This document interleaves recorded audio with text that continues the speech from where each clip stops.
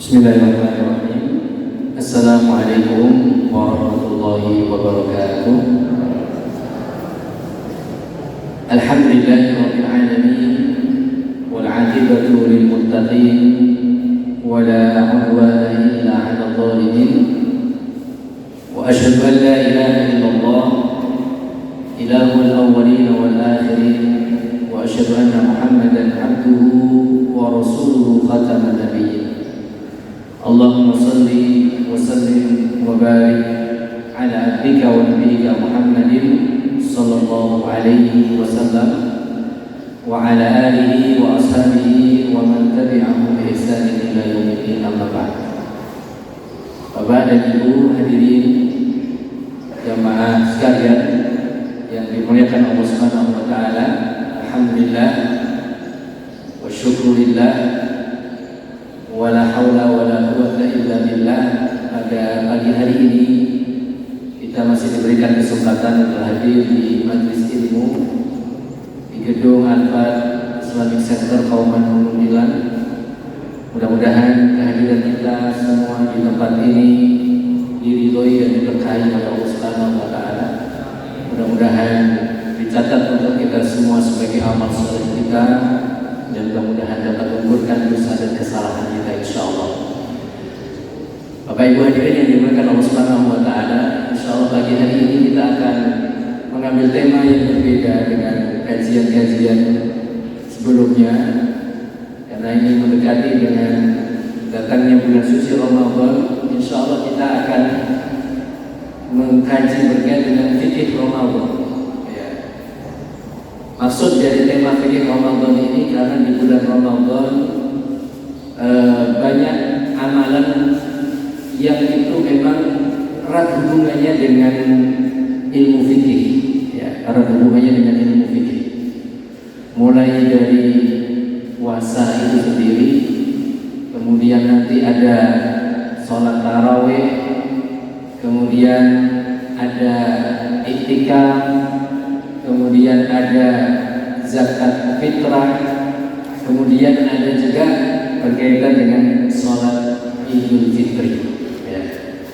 Jadi ibaratnya jemaah sekalian, momentum Ramadan memang momentum yang kita tunggu semua sebagai hadiah yang Allah berikan kepada kita, karena amalan dan kebaikan selama bulan suci Ramadan pahalanya dilipat gandakan oleh Allah Subhanahu wa taala. Mudah-mudahan Allah memanjangkan umur kita, umur yang diberkahi, dan mudah-mudahan bisa ketemu dengan Ramadan tahun ini. Allahumma amin. Jamaah sekalian, kami merujuk pada kitab fikih judulnya Al-Fiqhu Al-Muyassar fi Dhawil Kitab wa Sunnah. Fikih praktis ya sesuai dengan Al-Quran dan Sunnah. Kaitannya dengan puasa tentu kita sudah mengerti semua, tapi tidak mengapa kita sebutkan di sini jamaah sekalian. Secara pengertian puasa itu adalah menahan diri, al-imsak 'ani syai'. Ya, kata para ulama fikih bahwa puasa secara bahasa adalah menahan diri. Secara syariat agama kita adalah al-imsaku 'anil akli wasyurbi wasailil muftirati ma'an niyati min tulu'il fajri shadiqi ila ghurubi syamsi. Puasa adalah menahan diri dari makan dan minum, ya, minal akli wasyurbi wasailil muftirat, dan semua yang membatalkan puasa, ma'an niyati, dengan adanya niat, min tulu'il fajri shadiq, dari mulai waktu fajar shadiq ila ghurubi syamsi, hingga terbenamnya matahari. Ya. Dari definisi ini jamaah sekalian yang dirahmati Allah Subhanahu wa taala, bahwa para ulama kemudian menyebutkan berkaitan dengan rukun. Dari definisi ini ada dua rukun dalam puasa itu. Yang pertama, al-imsaku 'anil muftirati min tulu'il fajri ila ghurubish syams. Menahan diri dari hal-hal yang membatalkan puasa dari waktunya dimulai dari terbitnya fajar tsani atau tulu'il fajri as-shadiq ya, ila ghurubish syamsi, sampai terbenamnya matahari. Nah, di sini jamaah sekalian, ya, menahan diri tidak hanya dari makan dan minum, ya, tapi menahan diri juga dari semua yang membatalkan puasa. Karena para ulama kita menjelaskan, Bapak Ibu yang kami hormati, yang membatalkan puasa itu tidak hanya makan dan minum, tapi juga muntah dengan sengaja, itu juga membatalkan puasa. Berbekam dikala berpuasa itu juga membatalkan puasa. Memakai infus, yang mana infus itu tujuannya untuk asupan makanan, itu juga membatalkan puasa. Jemaah sekalian, oleh karenanya tidak hanya sekedar makan dan minum kita sebutkan tadi. Jadi menahan diri dari yang membatalkan puasa kita, yang kita sebutkan tidak sekedar makan dan minum, tetapi juga mohon maaf melakukan hubungan suami istri di siang hari di bulan Ramadan juga membatalkan puasa. Ya. Bahkan ya berkaitan dengan yang terakhir tadi, ya, melakukan hubungan suami istri di siang hari di bulan Ramadan ada konsekuensinya. Ya, tidak hanya mengqadha puasanya, mengganti puasanya, tapi yang bersangkutan harus bertobat kepada Allah Subhanahu wa taala dan harus membayar kafarah. Ya. Kafarahnya ditetapkan oleh Rasulullah SAW ketika ada seorang sahabat yang dia melakukan apa yang dilarang tadi. Lalu kemudian Rasulullah dalam hadis riwayat Imam Muslim itu memberikan solusi kafarah. Satu, membebaskan budak. Sekarang sudah tidak ada budak. Yang kedua, kalau tidak ada budak maka berpuasa 2 bulan berturut-turut. Kalau tidak mampu, baru kemudian memberi makan kepada 60 orang miskin. Ya. Jadi ada ya hal-hal yang kita sebutkan tadi yang membatalkan puasa, dan kalau dilakukan ada konsekuensinya. Termasuk Bapak Ibu yang hormati, yang membatalkan puasa itu adalah orang berniat membatalkan puasa. Jadi siang hari dia aku tak batal puasa, dan dia harus mengqadha, harus mengganti. Oleh karenanya jamaah sekalian yang dirahmati Allah Subhanahu wa taala, yang kedua ya, niat ini menjadi rukun yang kedua. Maka ini menjadi bagian yang harus kita penuhi ya, untuk kemudian kita berniat dalam puasa kita, dan niat itu dilakukan di malam hari sebelum ya datangnya waktu subuh. Ya. Ini untuk puasa wajib. Ya. Jadi untuk puasa wajib ya, dalam mazhab Hambali dianjurkan puasanya niatnya setiap malam. Ya. Tentu sudah barang tentu kita ketika sahur ya, kita akan makan sahur, otomatis kita akan niat puasa. Ya. Tidak mungkin makan sahur diniatkan untuk sarapan kan ya. Sehingga otomatis di situ sudah ada niatan kita ya dalam puasa. Nah, jemaah sekalian yang dirahmati Allah Subhanahu wa taala, kembali sedikit ke sini min tulu'il fajri ila ghurubish syams. Bahwa puasa itu dimulai dari terbitnya fajar shadiq, ya, yang sekarang ditandai dengan azan subuh, ila ghurubi syamsi, sampai tenggelamnya matahari ditandai dengan azan maghrib, ya. Sehingga tidak ada lagi yang mengatakan nanti bukanya pas isya walaupun kuat, tidak, ya. Artinya ini menjadi bagian, ya, dari aturan dalam agama kita. Kemudian tentu berkaitan dengan hukum di sini Bapak Ibu. Hukum siyami Ramadan wa dalilu. Hukum puasa Ramadan tentu kita sudah paham semua bahwa hukumnya wajib, ya. Maka kadang ada pertanyaan ini, bagaimana hukumnya orang yang tidak pernah sholat tapi dia ikut puasa Ramadan? Kira-kira boleh atau tidak? Halo? Boleh? Oke.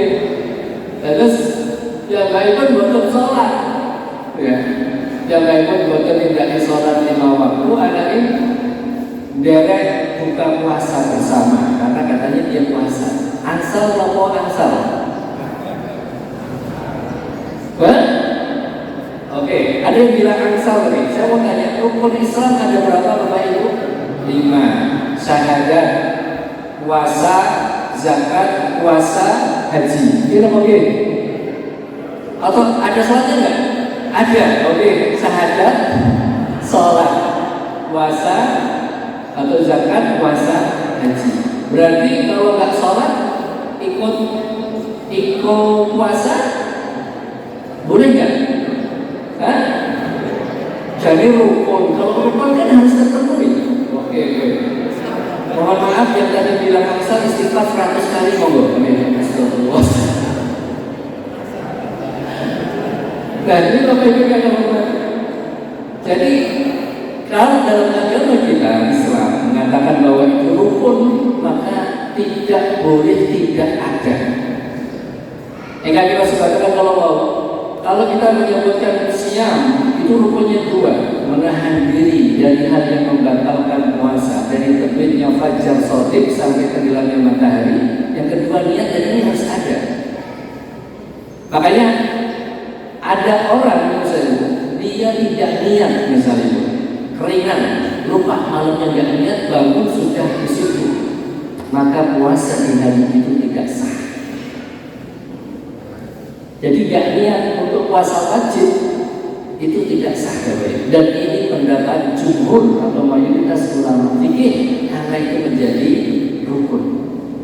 Bapak Ibu nindaki sholat, kok panjenengan sholat piyambakan atau imam tidak membaca Al-Fatihah, maka sah masjid sholatnya tidak sah karena Al-Fatihah menjadi rukun dalam sholat. Kalau ada orang Islam mengaku Islam tapi dia hanya syahadat lalu puasa, berangkat haji, tidak sholat, Islamnya sah apa bukan? Jadi mau oleh puasa tidak sholat, Bapak? Iya. Bapak ini karena ini rukun, jadi mohon maaf tetap harus sholat, ya. Harus sholat dan juga harus puasa. Ya. Ini kaitannya dengan hukum, ya. Jadi alhamdulillah Bapak Ibu dan kalau hormati kita ada kewajiban puasa. Ya. Kenapa? Sebenarnya puasa ini manfaatnya akan luar biasa. Karena Allah sudah menyiapkan pahala yang cukup banyak. Salah satunya janji, ya, dari Rasulullah SAW bahwa surga, nanti di surga mereka akan masuk ke dalam surga dan melalui salah satu pintu. Pintu surga ada berapa Bapak Ibu? Berapa? 8, 9, 10. Jadi pengen bertemu surga, pintu surga pernah pindah? Ya paling tidak tahulah 8 gitu. Nah mudah-mudahan kita semua masuk surga dari pintu Ar-Rayyan. Allahumma amin. Pintu Rayyan adalah babur Rayyan, tidak akan masuk dari pintu itu kecuali orang-orang yang berpuasa. Tapi Bapak Ibu kalau hormati, jangan salah, karena sholat itu tiap agama, imaduddin, ibaratnya bangunan gedung ini kalau tidak ada tiangnya ini maka lantai 2 tidak akan ada. Ibaratnya kalau orang tidak melaksanakan sholat maka bangunan di atasnya akan hancur. Orang tidak melaksanakan sholat maka puasa, haji, umroh, sedekah bisa jadi tidak dianggap oleh Allah Subhanahu wa Ta'ala. Ya. Makanya Bapak Ibu yang kalau hormati, ya ini menjadi konsep keluarga jenazah ini. Pokoknya suami istri harus jaga sholat. Ya. Lalu kemudian Ramadan harus puasa. Jangan ada dusta di antara kita. Maksudnya apa Bapak Ibu? Sahur bareng. Habis itu kan kerja. Dilalah ngambil tukang bakso. Di masjid ada buka puasa melu bukan dikerone kan kosong, gitu ya. Itu akan ketahuan nanti pada hari kiamat. Sedihnya luar biasa. Kenapa Bapak Ibu? Tidak akan masuk dari babur Rayyan, tidak akan masuk dari pintu Ar-Rayyan itu kecuali orang yang berpuasa. Kalau ada seorang ayah pura-pura puasa, anak pura-pura puasa, nanti akan ketahuan loh, loh le, kok kowe rame mlebu, ibu biyen pas poso aku malah mujud. Ketahuan, bah, aku kan mlebu pintu Ar-Rayyan, aku jadi pengen ngapusi dan mau sahur orang yang poso, ketahuan. Sedih apa begitu? Sedih kan akhirnya. Tapi kalau sekarang orang pikirnya rapor ini kok nggak boleh ya. Tentu ini menjadi bagian dari kewajiban. Nah, Bapak Ibu yang hormati, kepada siapa puasa ini diwajibkan? Okay. Ini Bapak Ibu, wajibnya puasa diwajibkan yang pertama adalah orang Islam.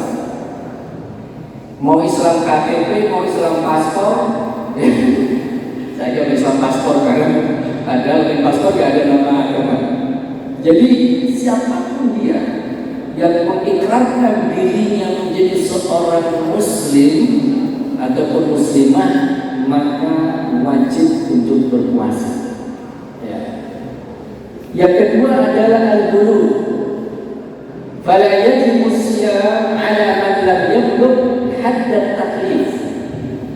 Liqauli sallallahu alaihi wasallam rufi'a al-qalam 'an thalathin. 'Anil na'imi hatta yastayqidha wa 'anil sabiyyi hatta yahtalima wa 'anil majnuni hatta yafiqa. Dikatakan balik ya, dan ini sudah macam di Bapak Ibu karena ini sewu. Ini menjadi bagian dari tanggung jawab kita sebagai orang tua, ya, bahwa anak kalau sudah masuk balik, ya, maka dia wajib puasa. Yang pernah kita sampaikan, balik itu cirinya yang pertama bagi laki-laki adanya mimpi basah, ya, dan sekarang mungkin tidak mimpi basah lagi, mohon maaf.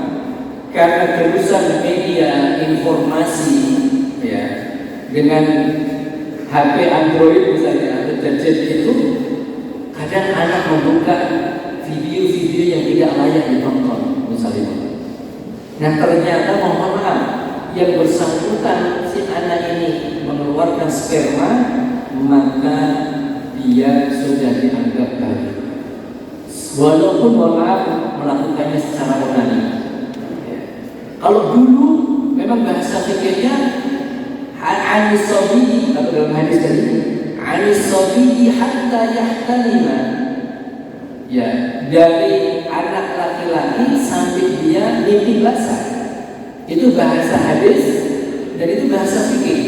Ya. Namun kemudian dengan perkembangan ini zaman sekarang mungkin orang tidak mimpi basah, tapi na'udzubillah min dzalik, sengaja melihat video yang senonoh, yang tidak pasti dia, lalu kemudian dia mengeluarkan sperma, maka dia sudah balik. Nah ini mohon maaf Bapak Ibu dan hormati, kita sebagai orang tua harus menanyakan pada anak kita itu. Memang tidak dilihat pada usianya. Kalau dia sudah melakukan itu atau mimpi basah tadi, maka dia sudah balik dan dia wajib untuk puasa.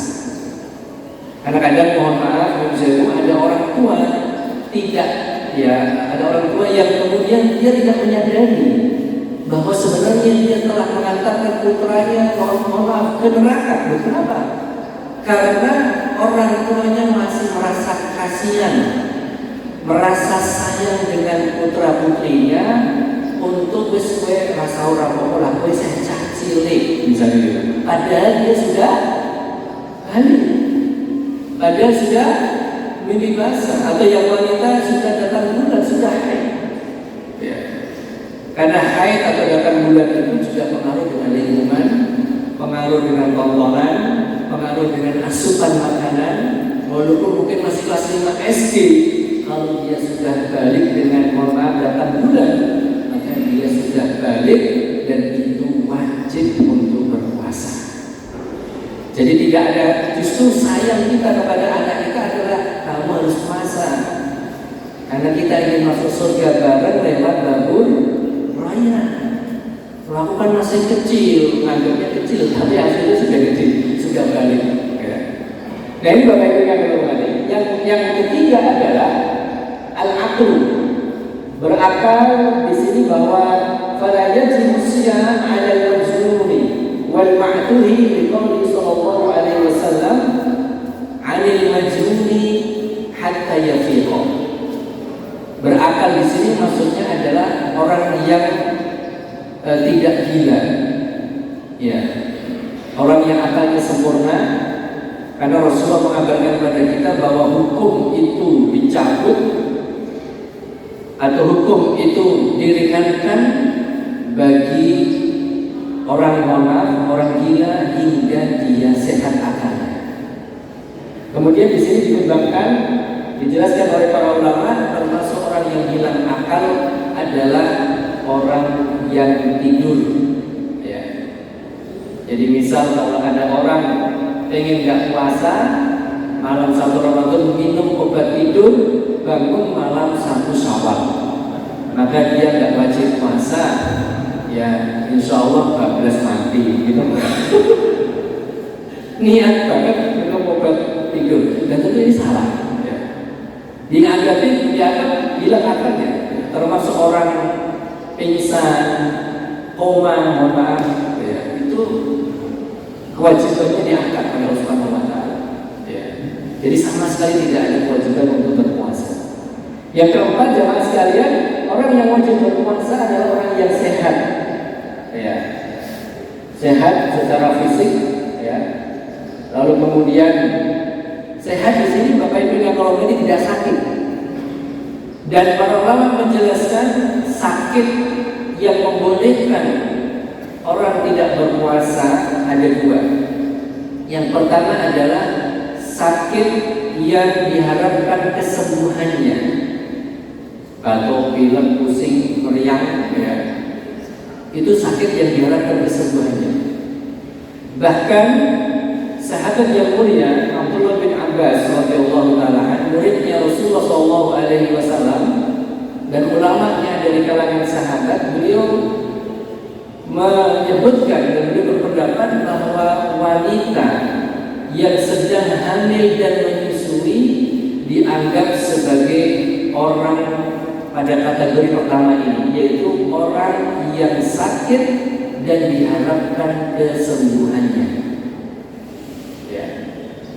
Sehingga kategori pertama atau sakit yang diharapkan kesembuhannya ini, seandainya tidak mampu untuk berpuasa, maka kewajibannya hanya 1, yaitu mengganti atau mengqadha puasanya nanti ketika sudah selesai dengan Ramadan.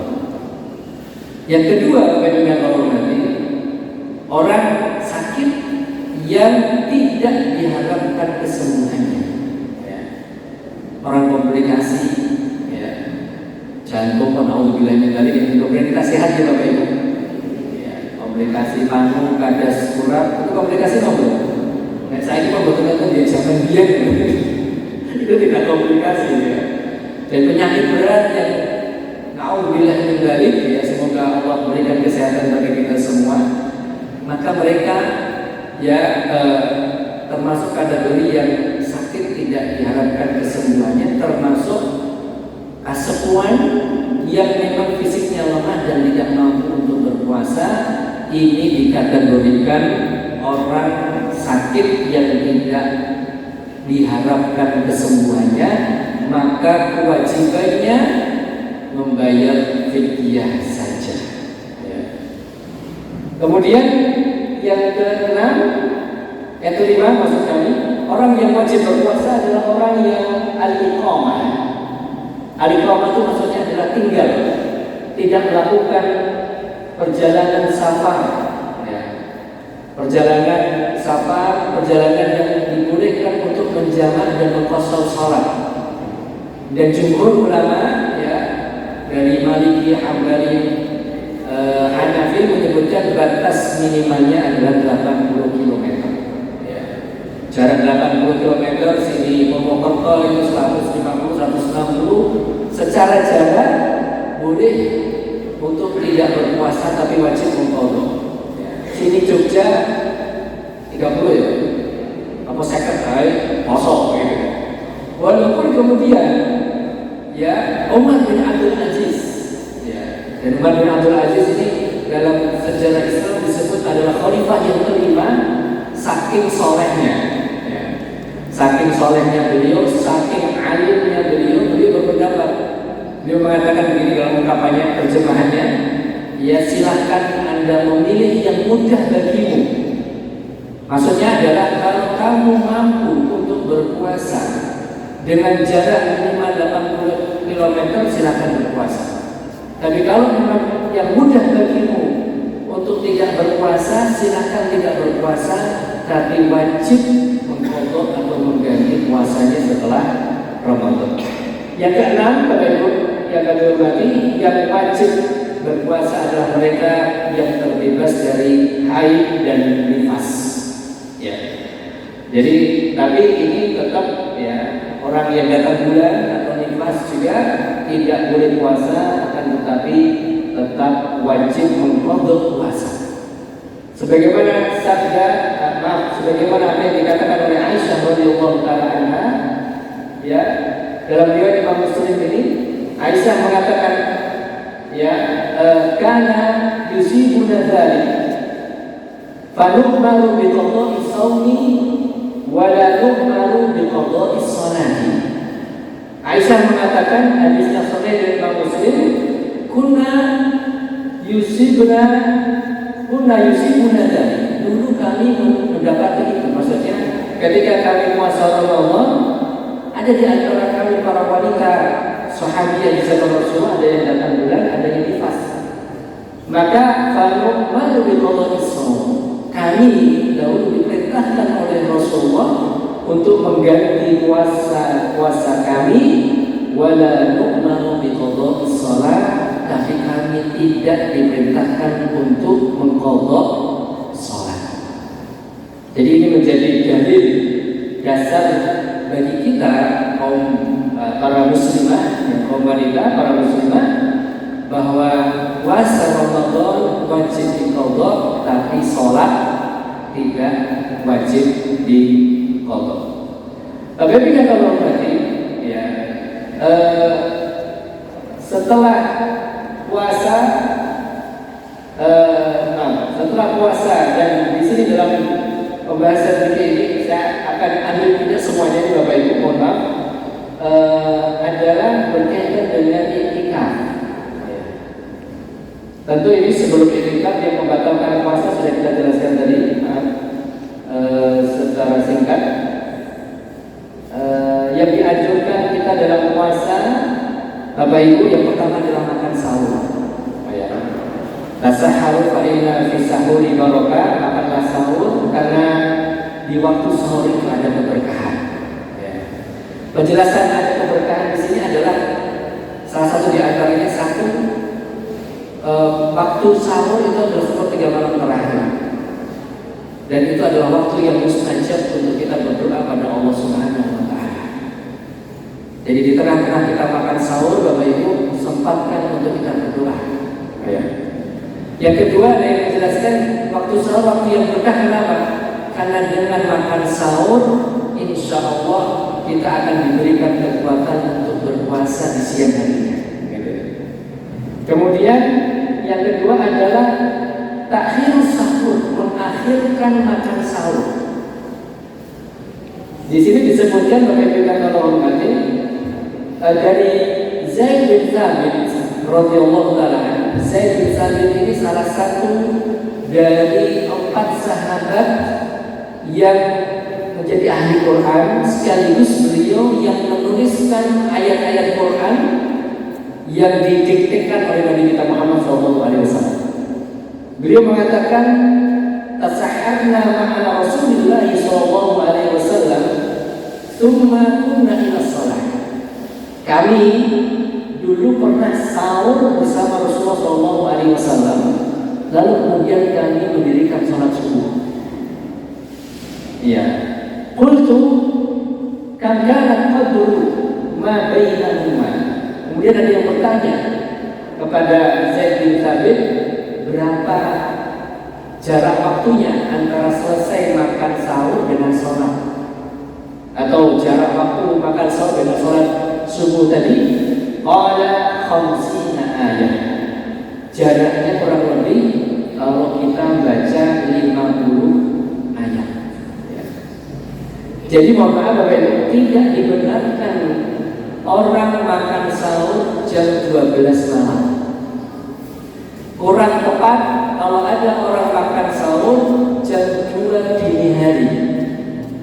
Akan lebih baik, jadi menjadi bagian yang dianjurkan adalah makan sahur mendekati waktu sholat subuh dengan jarak itu tidak menyebutkan jam, tapi 50 ayat, lebih kurang antara 15 sampai 30 menit sebelum adzan subuh.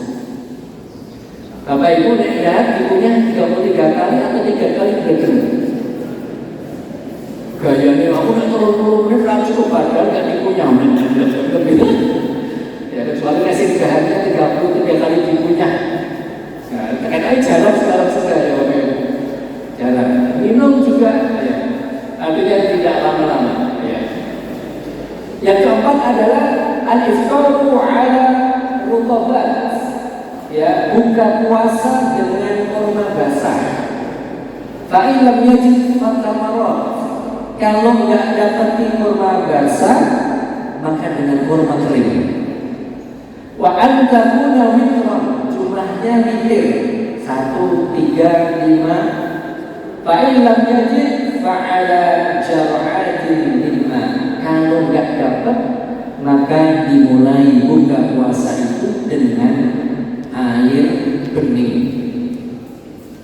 Jadi ini yang dilakukan oleh Nabi kita Muhammad SAW. Jadi Bapak Ibu, kalau kita melakukan ini ada 2 manfaat sekaligus. 1, insya Allah kita akan dapatkan pahala. Kenapa? Karena yang kita lakukan pernah dilakukan oleh Rasulullah. Jadi dahar sahur itu bukan kolak ya, bukan juga dengan nasi. Tapi awal dengan 3 pilihan ini. Karena Rasulullah SAW yuftiru ala muqabatin qabla an yusalliya, fa in lam takun muqabat fa ala tamarat, fa in lam takun hasan ya hasawatin mimma. Kalau beliau nggak dapat kurma basah, pakai kurma kering. Sekarang kurma banyak, alhamdulillah. Kalau nggak ada kurma kering, maka cukup dengan tegukan air putih dulu, bukan air teh. Ya. Yang kedua manfaatnya ini untuk kesehatan.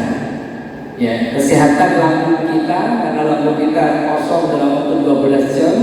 Dan apa yang dilakukan oleh Rasulullah ini adalah wahyu dari Allah Subhanahu wa Ta'ala. Allah yang menciptakan lambung kita, Allah yang menciptakan semua jasad kita ini Bapak Ibu. Maka Allah berikan cara untuk kesehatan tubuh kita dengan membimbing Rasulullah SAW, khususnya dalam hari ini dalam berbuka, dimulai dengan kurma basah. Kalau nggak ada kurma kering, kalau nggak ada air putih, udah. Dan kita meyakini itu adalah wahyu untuk kebaikan kita dengan dua manfaat sekaligus yang kita dapatkan. Yang kelima adalah berdoa ketika hendak berpuasa. Berbuka, maksud saya. Berdoa ketika hendak berbuka. Ya, dan doanya bebas, ya, sesuai dengan kebutuhan kita di dunia dan di akhirat. Karena salah satu di antara doa yang tidak akan ditolak as-shaimu hatta yuftira adalah doanya orang yang berpuasa ketika hendak dia berbuka. Ya. Kemudian yang keenam, Bapak Ibu, dianjurkan untuk memperbanyak sedekah, membaca Al-Quran, memberi makan orang yang berpuasa, maksudnya memberi makan buka puasa, ya, dan amalan-amalan yang lain, ya. Kemudian al-ijtihadu fi sholatil lail, bersemangat untuk mendirikan sholat malam. Nah ini maka dalam kajian fikih sholat tarawih, Bapak Ibu, Aisyah radhiyallahu taala pernah ditanya tentang sholat malam. Jadi begini Bapak Ibu, qiyamul lail atau sholat malam itu dimulai dari ba'da isya sampai menjelang subuh. Itu namanya qiyamul lail. Di luar bulan Ramadan, ya, di luar bulan Ramadan, Rasulullah SAW melaksanakan qiyamul lail di rumahnya sendirian. Ya. Ketika masuk bulan Ramadan, ya, beliau SAW melaksanakan qiyamul lail itu secara berjamaah. Ya. Lalu ada istilah tahajud. Bagaimana dengan istilah tahajud? Dalam mazhab Syafi'i, tahajud itu adalah sholat malam yang dilakukan setelah tidur. Itu namanya tahajud. Sehingga di bulan suci Ramadan, ketika kita melaksanakan tarawih, maka itu juga kita melaksanakan qiyamul lail. Ya, melaksanakan sholat di malam hari. Ya. Dan Bapak Ibu yang hormati, ya, kaitannya dengan qiyamul lail ini atau sholat malam dan sholat tarawih Rasulullah SAW, jangan ditanya lama berdirinya, jangan ditanya lama rukuk dan sujudnya. Karena Rasulullah SAW pernah dalam satu rakaat, ya, hanya membaca 3 surat saja. Suratnya tidak terlalu panjang, Al-Baqarah, kemudian An-Nisa, lalu Al-Baqarah. Gak panjang, cuma sekitar 4 juz lah, 5 juz kurang lebih. Itu Rasulullah, ya. Akhirnya kan itu Rasulullah, apa-apa lah, halaknya sesuai, repot ya. Ya, tentu Bapak Ibu yang menghormati, salah satu di antara hikmah. Kalau kemudian kita ingin berpikir, kenapa ada Ramadan? Kenapa ada qiyamul lail dengan tarawih itu? Itu sebenarnya adalah waktu di mana kita menyendiri, di waktu di mana kita bermunajat kepada Allah, di waktu di mana kita berlama-lama kita berdiri sholat di hadapan Allah Subhanahu wa Ta'ala di dunia ini, dan syukur-syukur sholat kita sambil kita menangis jadi-jadinya di hadapan Allah Subhanahu wa Ta'ala. Karena momentumnya sangat mendukung, Bapak Ibu. Siang kita puasa, banyak bersedekah, menahan diri dari dosa. Malam harinya hati bersih. Ketika hati bersih, kita berdiri sholat, takbir saja sudah gemetaran, gitu ya.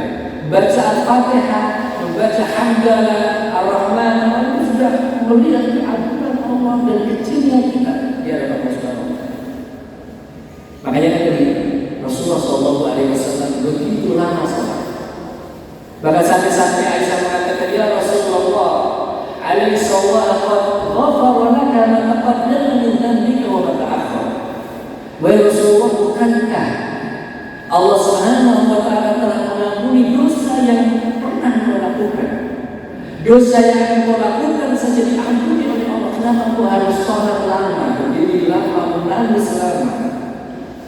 Maka Rasulullah memberikan pelajaran bagi kita semua dengan sabdanya, afala akunu 'abdan syakur. Wahai Aisyah, wahai umatku, gitu ya, aku hanya ingin menjadi hamba yang bersyukur kepada Allah. Dan benar-benar syukur yang paling bagus dari semua nikmat yang Allah berikan kepada kita adalah berlama-lamanya kita berdiri dalam sholat kita. Kita bermunajat di hadapan Allah. Kita bersimpuh di hadapan Allah. Kita menangis di hadapan Allah akan dosa dan kesalahan kita. Dan momentumnya Ramadan luar biasa. Ini Bapak Ibu yang berbahagia. Maka kita tata hati kita. Kita tata niat kita di Ramadan ini. Ya Allah, seandainya nanti imam itu membaca satu juz, saya siap. Apalagi kalau Al-Falaq Binas siap banget ya. Ya ditingkatkan jadi kita ada panjang dikit nggak apa-apa. Demi untuk mendapatkan kenikmatan dalam sholat kita. Ya. Waktu kita terbatas saudara. Ya kita juga insan juga. Kita malu juga sama Rasulullah SAW. Beliau sudah diampuni dosanya. Kita belum ada jaminan. Sehingga sekali lagi Bapak Ibu, mudah-mudahan ya Ramadan ini bisa kita manfaatkan sebaik-baik. Bapak Ibu yang akan dihormati, ini saya akan lanjut di sini berkaitan dengan iktikaf. Ya. Karena ini menjadi bagian dari rangkaian fikih Ramadan, ya, di mana Rasulullah SAW tidak pernah meninggalkan iktikaf selama hidup beliau. Di sini Aisyah mengatakan, dan ini hadisnya Sahih Bukhari, ya. Aisyah mengatakan, Bapak Ibu, ini kan istri, jadi kalau yang meriwayatkan istri Rasulullah itu tahu betul luar dalam, gitu ya. Jadi ini kan masalah privasi, hal-hal yang privasi yang meriwayatkan istrinya, karena dia hanya betul 24 jam menemani Rasulullah SAW. Maka Aisyah mengatakan, Ana Nabiya Sallallahu Alaihi Wasallam kana ya'takifu al-ashr al-awakhir min Ramadan hatta tawaffahu Allah. Aisyah mengatakan bahwa Rasulullah Sallallahu Alaihi Wasallam menjalankan iktikaf di 10 hari terakhir di bulan Ramadan sampai Allah Subhanahu wa taala mewafatkan beliau sallallahu alaihi wasallam. Maka ayat ini sebagai dalil wala tubashiruhunna wa antum 'aakifuna fil masajid. Jangan kalian mendatangi istri-istri kalian sedang kalian beriktikaf di masjid. Iktikaf apa Bapak Ibu? Ini. Iktikaf adalah luzumul muslimi al-mumayyizi masjidan li ta'atillahi azza wa jalla.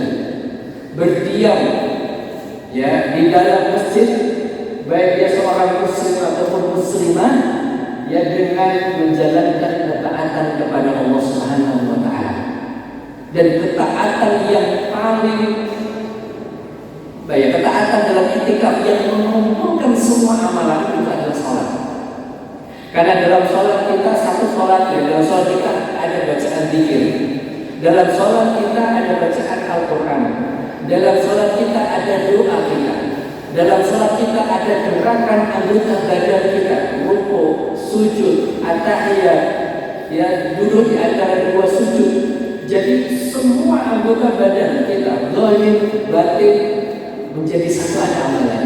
Maka kita sebutkan jadi Rasulullah SAW lebih-lebih di 10 hari terakhir ketika Aisyah juga mengabarkan pada kita. Jadi Aisyah mengabarkan pada kita ketika masuk 10 hari terakhir di bulan Ramadan, ayqadha ahla wa ahya ayqadha ahla wa ahya al-laila musadda al-hizab. Bahwa Rasulullah SAW membangunkan keluarganya. Bu, kalau udah 10 hari terakhir, bilang sama suami, bangun bareng. Suaminya masih ngorok tujuh rupanya. Pak, Lailatul Qadar Pak, iktikaf ayo bareng. Jadi Rasul belum kan ini, maka hadis ini tadi, ketika Aisyah menceritakan mengabarkan hadis sahih bahwa Rasul membangunkan keluarganya itu untuk sholat berjamaah, ya, sholat malam, ya. Kemudian menghidupkan malam dengan sholat malam itu dan mengencangkan ikat pinggang. Mengencangkan ikat pinggang itu makna dari ayat ini tidak mendatangi istri.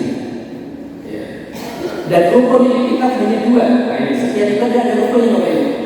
Dan dalam rukun i'tikaf hanya dua. Yang pertama adalah niat. Ya. Niat untuk berdiam diri di masjid dengan menjalankan ketaatan. Alhamdulillah masjid kita ada. Yang kedua masjid. Jadi rupanya ada satu niat, yang kedua di masjid. Jadi kalau niat i'tikaf di rumah tidak sah. Jadi niat di masjid, ya, jadi itu menjadi dua rukun dalam kita melaksanakan i'tikaf. Tidak ada batas minimal, ya, yang disebutkan oleh para ulama, dan ini pendapat yang kuat. Jadi mazhab Malikiyah, Hanafiyah dan Hambali, tidak ada batas minimal. Yang penting kita berniat dan ada di masjid. Misal Bapak Ibu sahur, gitu ya, lalu kemudian berangkat ke masjid dengan niat i'tikaf sampai subuh, maka insya Allah ini bisa i'tikaf. Bapak Ibu buka puasa, lalu kemudian mundur sejenak, misalnya buka puasa di masjid, mundur ke rumah, langsung dulu balik lagi ke masjid sebelum bisa, niat untuk i'tikaf sampai nanti jam 10 malam, maka itu dicatat i'tikaf karena berada di masjid. Tentu yang sempurna sebagaimana Nabi kita Muhammad Sallallahu Alaihi Wasallam 10 hari siang dan malam berada di masjid. Jamaah sekalian yang dirahmati Allah Subhanahu Wa Taala, berkaitan dengan zakat, ini saya tanya dulu, ya, zakat fitrah ini karena fikir Ramadan, ya, kaitannya dengan zakat. Aduh, mana ini? Macet.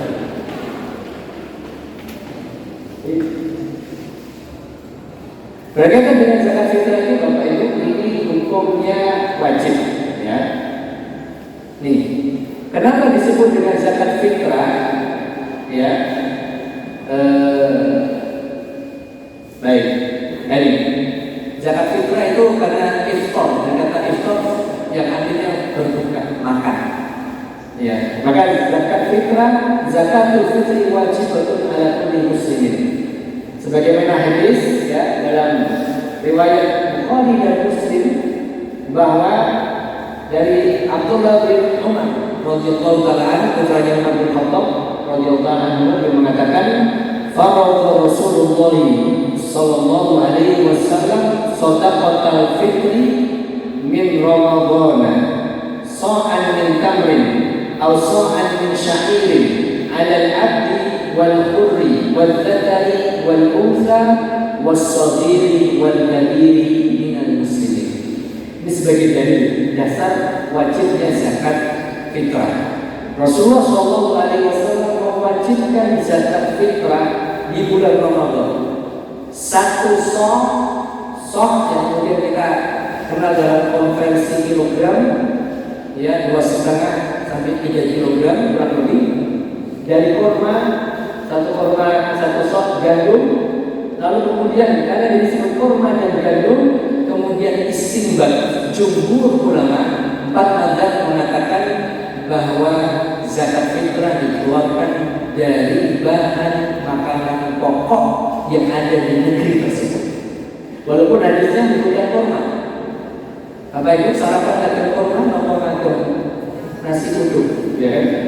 Jadi yang dikeluarkan beras, bukan kurma. Ada abdi wal hurri, diwajibkan bagi budak atau orang merdeka, wa dzakari wal untha, laki-laki maupun wanita, shaghir wal kabir, anak-anak maupun orang dewasa.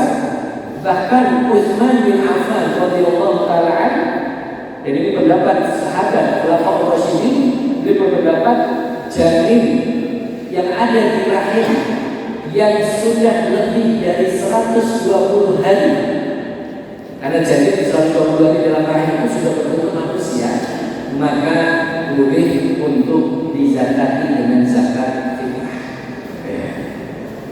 minal muslimin, dari semua kaum muslimin. Nah, Bapak Ibu yang kaum hormati, di sini jadi zakat fitrah diwajibkan kepada semuanya. Tiga, ya, jadi semuanya kena.